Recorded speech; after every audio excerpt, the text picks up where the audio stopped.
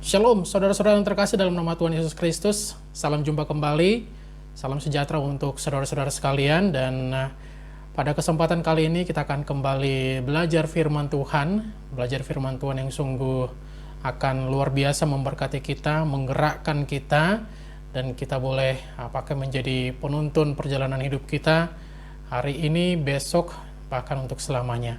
Baik, firman Tuhan yang akan kita pelajari pada kesempatan kali ini, kembali kita akan belajar dari yang tersedia di Almanak HKBP untuk hari Minggu, dan kali ini Minggu ke-17 setelah Minggu Trinitatis pada Minggu 9 Oktober 2022. Saudara-saudara yang terkasih, firman Tuhan yang akan menyapa kita pada kesempatan kali ini yaitu dari firman Tuhan yang tersedia di Lukas 17 ayat 11 sampai ayat 19. Kemudian nanti firman Tuhan ini juga akan turut kita lebih mengerti lagi tentang firman Tuhan ini, apa pesan Tuhan untuk kita dari Lukas 17 ayat 11 sampai 19. Kita nanti akan belajar dari perjalanan Naaman untuk disembuhkan oleh Tuhan melalui Nabi Elisa. Kita nanti akan belajar dari epistel hari ini, yaitu di 2 Raja-Raja 5 ayat 1 hingga ayat 14. Baik, saudara-saudara yang terkasih, untuk topik kita pada minggu kali ini, topik kita adalah iman yang menyelamatkan, atau dalam bahasa Batak Toba dikatakan haporseaon napaluaon. Nah, dan kita akan belajar bagaimana dari firman Tuhan hari ini iman kita akan semakin bertumbuh, dan juga akan menyelamatkan kita tentunya pada hari terakhir kita nanti, ketika Tuhan sudah panggil kita, dan kemudian juga ketika dunia ini sudah selesai, hidup kita sudah selesai. Baik, saudara-saudara yang terkasih, saya mau langsung ajak Anda untuk memperhatikan dua ayat yang luar biasa dari Lukas 17 ini. Saya bacakan dulu untuk kita Lukas 17 ayat 17 sampai 18. Nanti di perjalanan pengajaran atau kita belajar firman Tuhan hari ini, kita akan turut baca juga nanti dari Lukas 17 ayat 11, 12, 13, 14, 15 sampai ayat 19. Sekarang saya bacakan untuk kita Lukas 17 ayat 17 hingga ayat 18. Demikian firman Tuhan. Lalu Yesus berkata, "Bukankah ke-10 orang tadi semuanya telah menjadi tahir? Di manakah yang 9 orang itu? Tidak adakah di antara mereka yang kembali untuk memuliakan Allah selain daripada orang asing ini?" Nah, jadi saudara-saudara yang terkasih, Lukas 17 ini berbicara tentang ke-10 orang kusta. Ke-10 orang kusta, mereka berteriak-teriak ketika Yesus dalam perjalanan ke Yerusalem. Mereka berteriak, "Yesus Guru, kasihanilah kami." Dan di ayat 14 dikatakan, "Lalu ia memandang mereka dan berkata, pergilah, perlihatkanlah dirimu kepada imam-imam." Dan sementara mereka di tengah jalan, mereka menjadi tahir. Tapi kemudian dari mereka yang tahir ini, dari mereka yang sembuh ini, hanya satu orang saja dari 10 orang ini, hanya satu orang saja yang kembali kepada Yesus dan mengucap syukur. Nah, saudara-saudara yang terkasih, dari firman Tuhan hari ini kita mau belajar dulu yang pertama, bahwa kita akan mengenal satu lagi pribadi Allah yang luar biasa, yang selama ini kita puji, kita sembah, kita belajar dari Dia, bahwa Dia adalah Jehovah Rafa, Tuhan yang menyembuhkan, Tuhan Sang Penyembuh, Jehovah Rafa ini dalam bahasa Ibrani, kemudian di dalam bahasa Indonesia dikatakan Tuhan Sang Penyembuh. Dan hari ini saudara-saudara, kita disembuhkan dari apa sebetulnya? Karena mungkin sebagian dari kita malah sehat sempurna ya, malah sehat sempurna. Sementara bagi Anda yang sakit, sekalipun Anda sakit, kami mau sampaikan, kami mau dorong, dan apalagi ketika Anda ternyata sekarang sudah hanya terbaring tak berdaya di tempat tidur Anda hari ini, seperti topik kita hari ini, milikilah iman. Milikilah iman bahwa sesungguh-sungguhnya Anda harus menyatakan pada diri Anda hari ini bahwa Anda sudah sembuh. Karena Anda punya Tuhan Jehovah Rafa, Tuhan Sang Penyembuh, yang sekarang yang mesti kita renungkan atau pikirkan adalah, kalau kita sudah sembuh mau bikin apa? Mau lakukan apa? Begitu ya.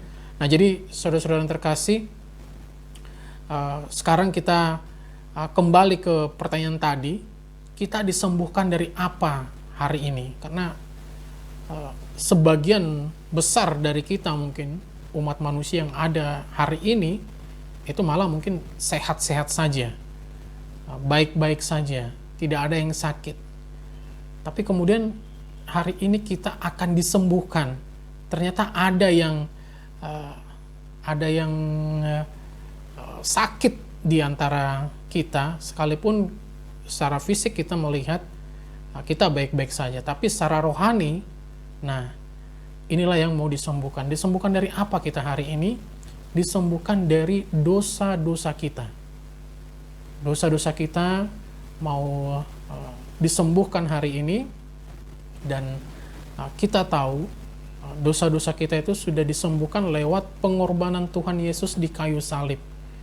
Tuhan Yesus, Tuhan yang sama yang telah menyembuhkan ke-10 orang kusta ini, Tuhan yang sama juga yang telah menyembuhkan kita dari dosa-dosa kita. Yang menjadi pertanyaan sekarang adalah, setelahnya kita mau bikin apa? Kita mau lakukan apa? Dan ketahuilah, kalau hari ini kita mau disembuhkan dan telah disembuhkan dari dosa-dosa kita, ketahuilah yang Tuhan mau, yang Jehovah Rafa mau, kita perhatikan ayat 18 tadi.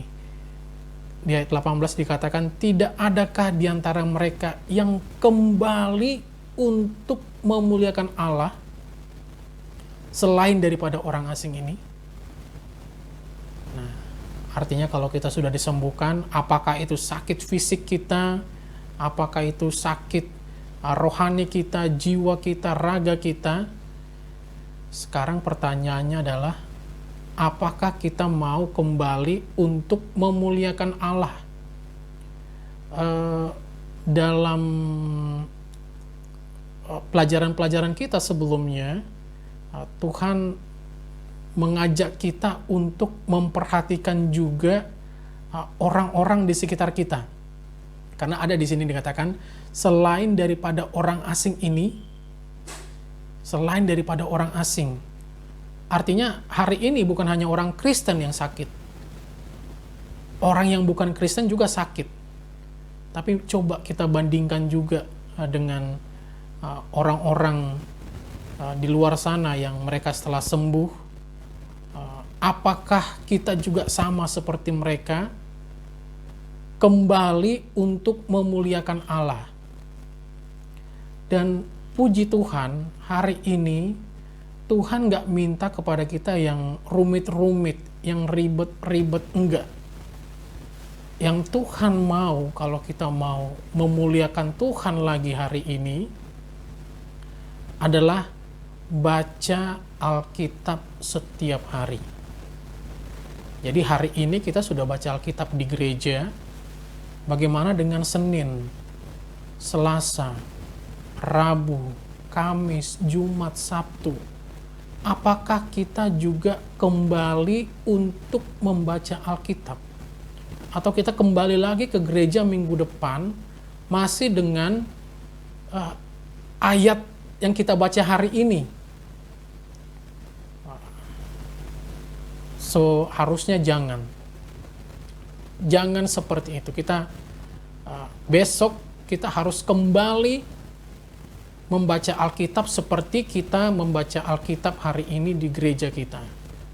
Senin, Selasa, Rabu, harus kembali sampai Sabtu. Kita harus kembali membaca Alkitab.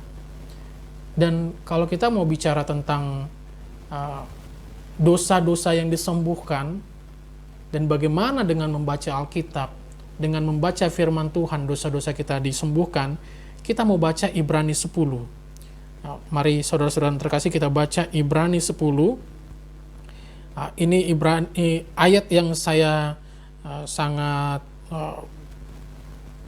perhatikan sekali.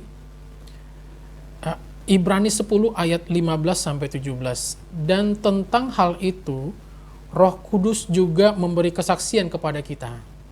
Sebab setelah Ia berfirman, inilah perjanjian yang akan kuadakan dengan mereka sesudah waktu itu. Ia berfirman pula, aku akan menaruh hukumku di dalam hati mereka dan menuliskannya dalam akal budi mereka. Dan, ayat 17, dan aku tidak lagi mengingat dosa-dosa dan kesalahan mereka. Ini bayangkan saudara-saudara yang terkasih, dengan kita mau menaruh hukum-hukum Tuhan, ayat-ayat firman Tuhan, ayat-ayat Alkitab di dalam hati kita, menuliskannya dalam akal budi kita, apalagi kalau kita kemudian mau mengajarkannya kepada orang-orang di sekitar kita. Firman Tuhan mengatakan, aku tidak lagi mengingat dosa-dosa dan kesalahan mereka. Jadi hari ini kalau kita bicara tentang sakit kusta, ya siapapun di antara kita tidak ada yang sakit kusta hari ini. Puji Tuhan, walaupun kalau kita coba cek lagi data-data dari lembaga kesehatan, masih ada saja penyakit kusta hari ini, tapi bukan itu lagi yang menjadi persoalan kita pada kesempatan kali ini. Tapi dosa-dosa kita, itulah kusta-kusta itu. Itulah kusta, itulah dosa yang ada pada diri kita hari ini, dan Tuhan mau sembuhkan dengan tidak lagi mengingat dosa-dosa dan kesalahan kita yang lalu. Dengan apa? Dengan kita mau menaruh hukum, mau menaruh firman Tuhan di dalam kita dan menuliskannya dalam akal budi kita. Dan saudara-saudara yang terkasih, saya mau katakan juga dari kita belajar dari Lukas 17 ayat 17-18 tadi, firman Tuhan tadi mengatakan, bukankah ke-10 orang tadi semuanya telah menjadi tahir? Di manakah yang 9 orang itu? Nah, dari sini juga saya mau, setelah saya renungkan, ternyata Alkitab, dan dalam hal ini Tuhan Yesus, sudah lama sekali memberi peringatan, sudah lama memberi warning, sudah lama memberikan kode kepada kita, sudah lama memberi atau mewanti-wanti kita, kepada setiap kita, bahwa hanya 1 dari 10 orang Kristen yang baca Alkitab setiap hari.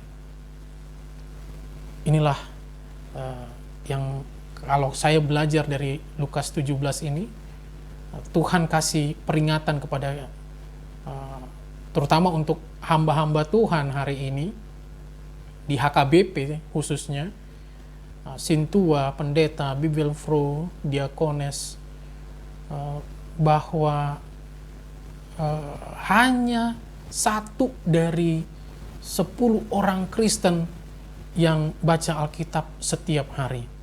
Saya berharap ini tidak mengerucut hanya satu dari 10 jemaat HKBP yang baca Alkitab setiap hari.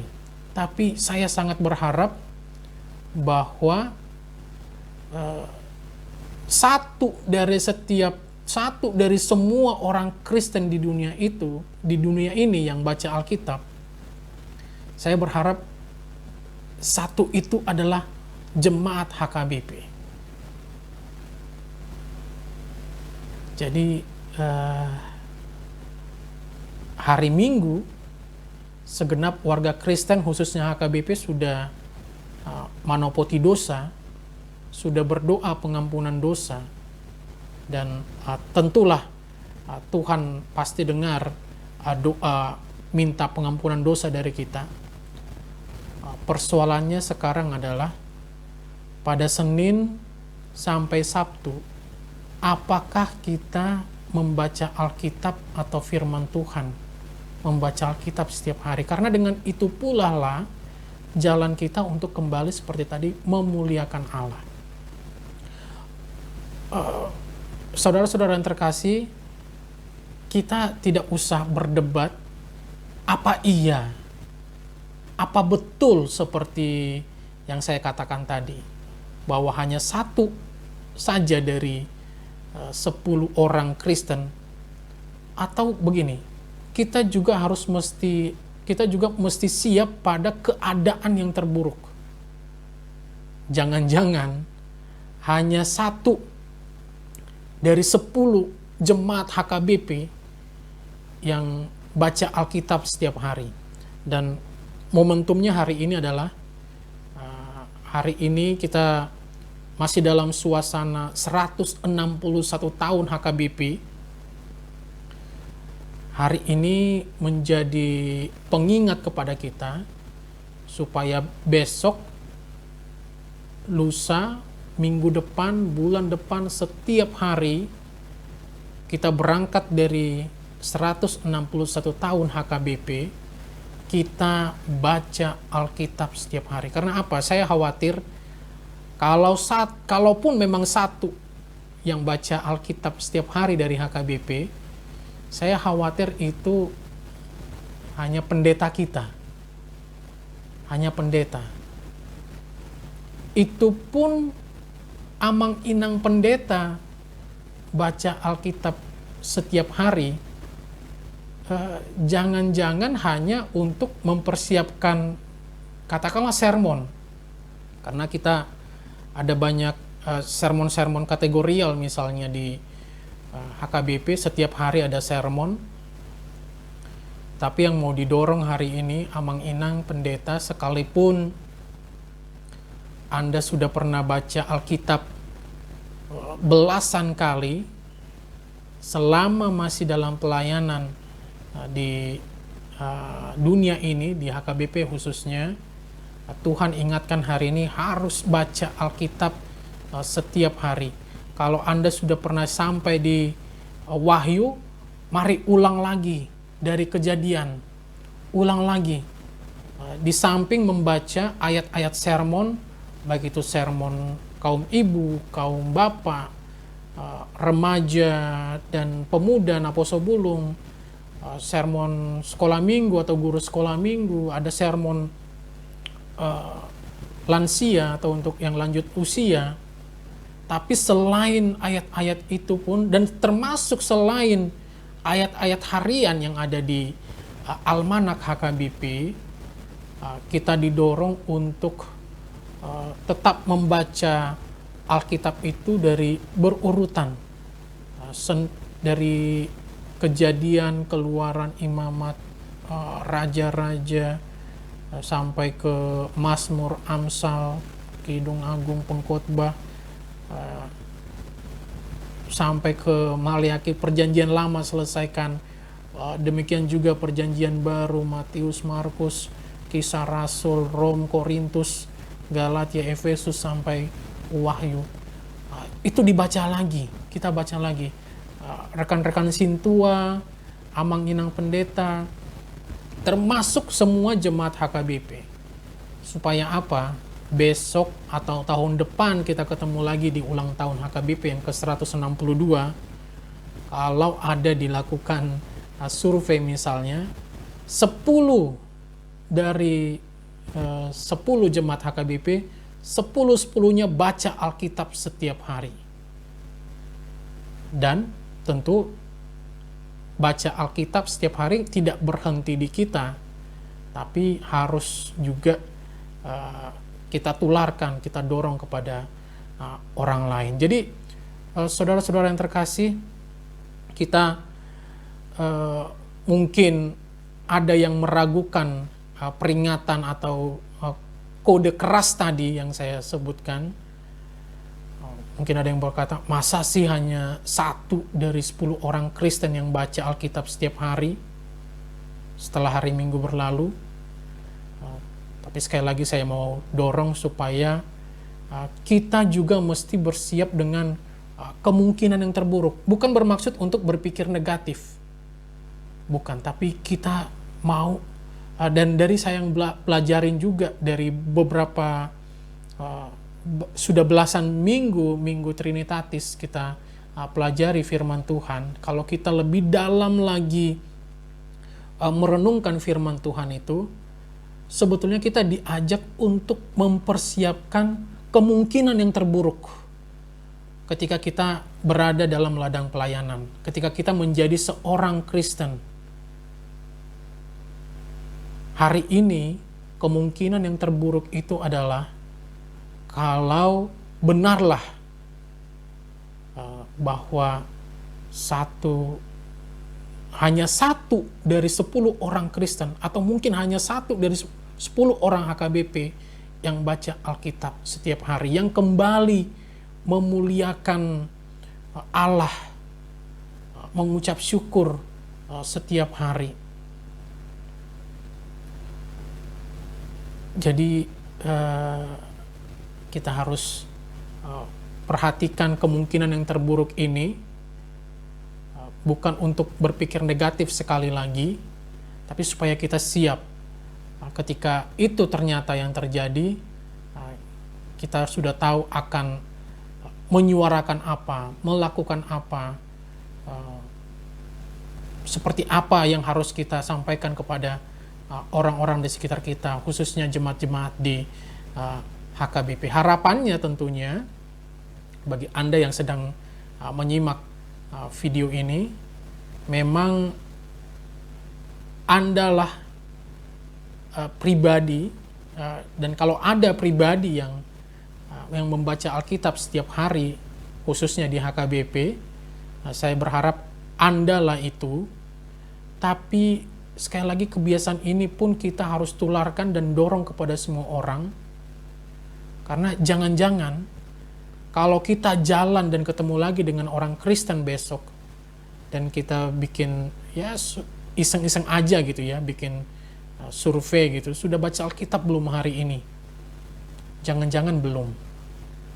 Nah, satu lagi, jangankan baca Alkitab, hari Minggu saja, hari Minggu dia ke gereja ataupun tidak, apakah dia ke gereja atau tidak, jangan-jangan yang dijawab adalah tidak. Wah, ini lebih menjadi perhatian keras sekali, peringatan keras kepada setiap kita. Ya, artinya mari kita cek hari ini kursi-kursi kosong di gereja kita. Apalagi kalau saya baru tahu ternyata tidak sedikit dari kita yang kalau duduk itu duduk di kursi yang itu aja terus. Ibarat kata sudah langganan. Jadi kita sudah tahu ada kursi tertentu, tempat siapa itu duduk setiap hari Minggu. Sekarang coba kita cek, apakah ada orangnya di sana? Atau dari tempat kita biasa duduk, kita coba lihat lagi, mari kita cek kursi-kursi kosong di gereja kita.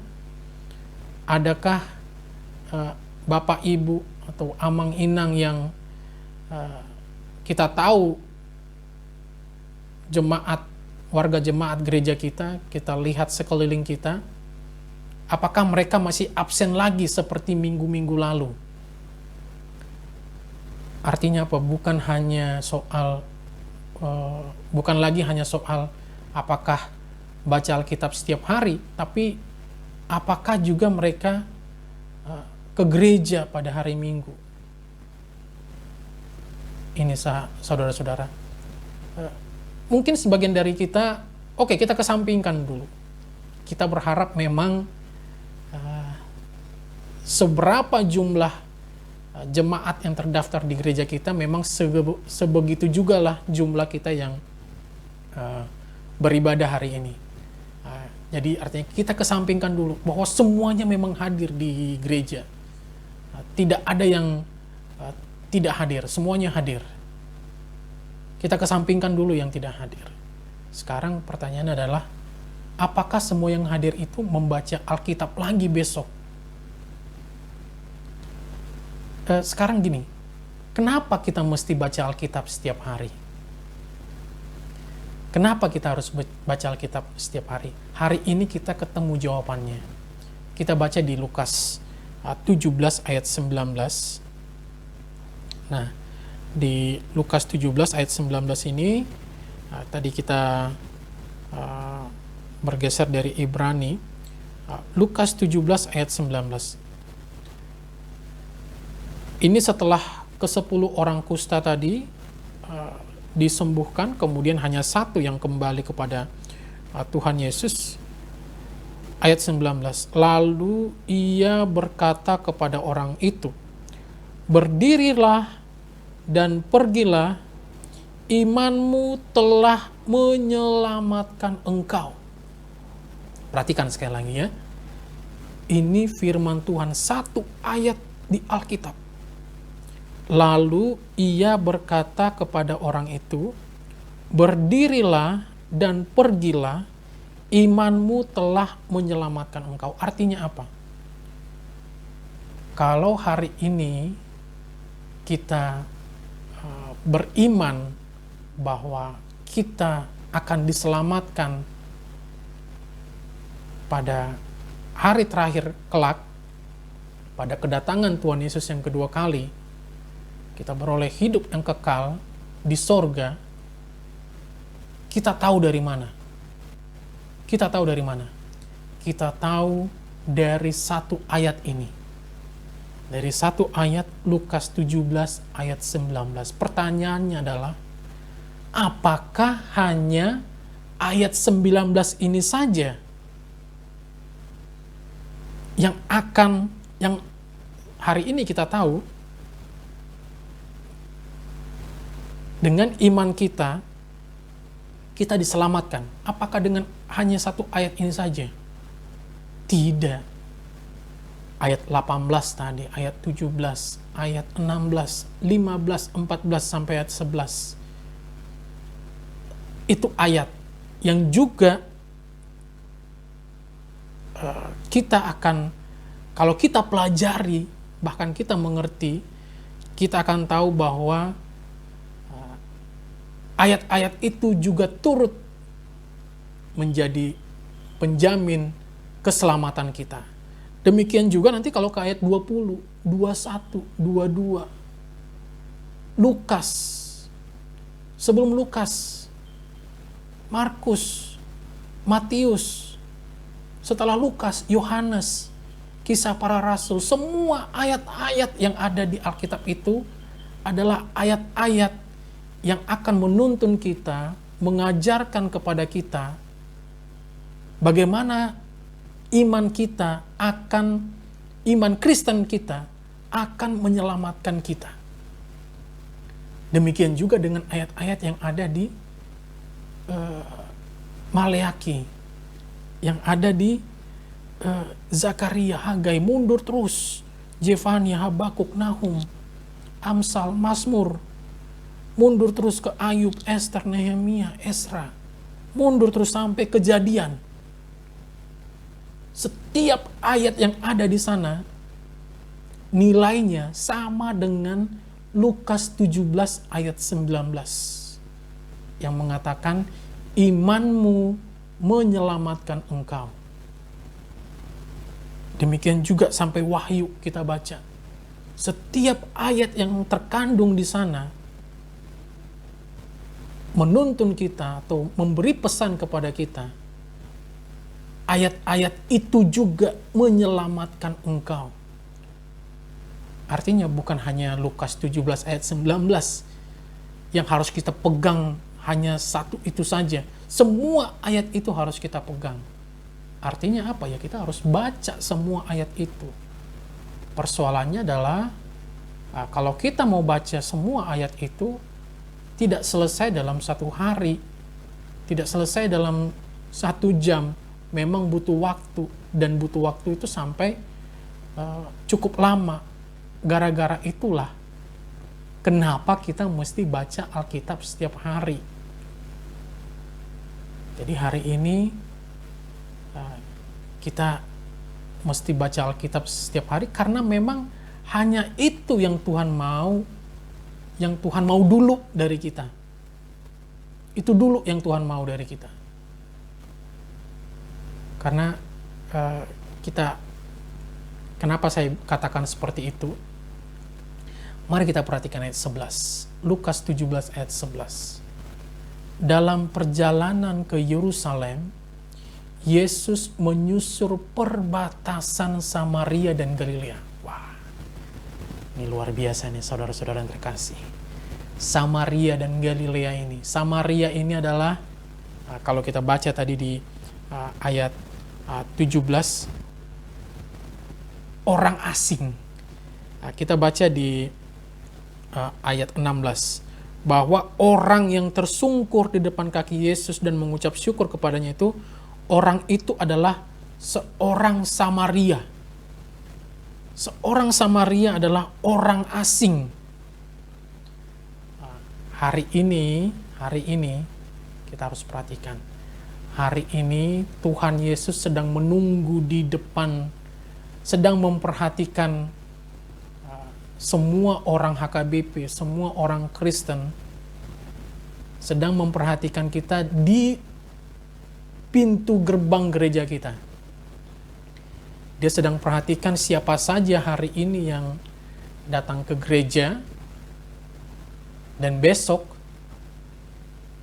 Tuhan juga akan berdiri di pintu rumah kita sebelum dia juga memperhatikan orang-orang yang belum beriman, belum mengimani Jehovah Rafa, belum mengimani Allah Tritunggal, Allah Trinitatis, Allah Trinitas. Orang-orang Samaria itu, orang-orang Samaria sana, Tuhan juga memperhatikan kita. Apakah kita baca Alkitab lagi seperti kita baca Alkitab di hari Minggu sebelumnya? Besok Tuhan menunggu kita, memperhatikan kita. Hari ini di gereja kita, hari Minggu ini, dia lihat dulu siapa saja yang ke gereja, dan besok di depan rumah kita juga akan memperhatikan. Apakah kita langsung larut dalam acara, dalam pekerjaan, dalam kesibukan kita, atau kita masih mau menyempatkan diri membaca Alkitab. Sekarang kita baca